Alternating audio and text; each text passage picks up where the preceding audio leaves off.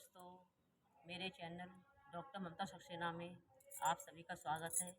आज मैं आप सभी को पश्चिमोत्तासन के बारे में बताने जा रही हूँ कि पश्चिमोत्तासन करने से किन किन बीमारियों में किस प्रकार हमें आराम मिलता है।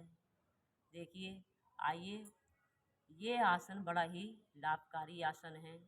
इस आसन में प्राण वायु सुषुम्ना नाड़ी में अतिशीघ्र प्रविष्ट होती है, जिससे जठा अग्नि प्रदीप्त होती है तथा साधना में प्रगति होती है। इस आसन से पेट के ऊपर जमी चर्बी घट जाती है, निकला हुआ पेट अंदर हो जाता है। इसे करने से आंतों को विशेष गतिशीलता मिलती है। यह आसन कब्ज, रीढ़, कलेजे के दर्द आदि रोगों को दूर करता है। इस आसन से मूत्राशय, जठर, पित्ताशय आदि पेट के अवयव क्रियाशील बनते हैं। इस आसन के नियमित अभ्यास से शरीर सुडौल एवं गठीला बनता है, जिससे भविष्य में कभी भी स्लिप डिस्क, सर्वाइकल का दर्द नहीं होता। इस आसन को करने से जिन बहन भाइयों को हिक्का रोग होता है वह भी दूर हो जाता है। अब मैं आपको बताती हूँ ये किस तरह किया जाता है। इस आसन में घुटने ऊपर न उठें, इस बात का विशेष ध्यान रखना चाहिए। प्रारंभ में सिर घुटने से नहीं लगेगा, इसके लिए अधिक जोर ना लगाएं। आसानी से जहाँ तक जा सके वहीं तक झुकें। जिनके कंधे या कमर में दर्द हो, ऐसे व्यक्तियों को ये आसन नहीं करना चाहिए।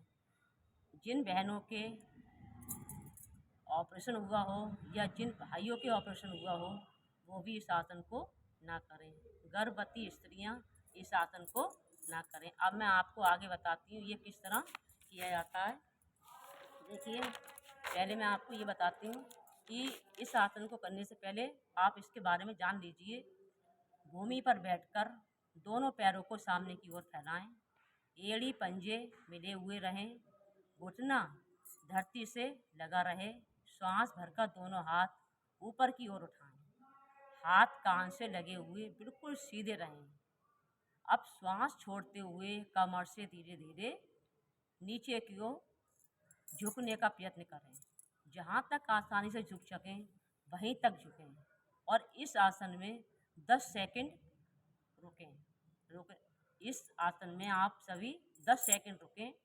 धीरे धीरे श्वास भरते हुए ऊपर उठकर अपनी मूल स्थिति में आ जाइए।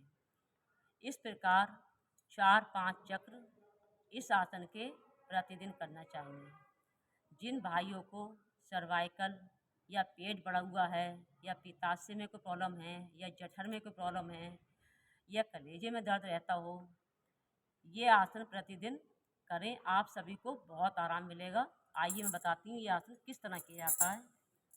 देखिए, इस तरह से हम दोनों पैरों को आगे की ओर इस तरह से हम मिला के रखते हैं और हाथों को हम इस तरह से आगे की ओर करते हैं और श्वास भरते हुए हम धीरे धीरे ऊपर की ओर ले जाते हैं। पैर के घुटने हमारे धरती से लगे रहेंगे। आगे झुकते समय पैर के घुटने हमारे नहीं उठेंगे। श्वास छोड़ते हुए हम धीरे धीरे इस तरह से आराम से इस तरह से हम पैरों के अंगूठों को पकड़ते हैं और हाँ, अपनी कोहनियों को इस तरह से लगा कर रखते हैं पैरों से और माथे को हम धीरे धीरे इस तरह से घुटनों से लगाते हैं।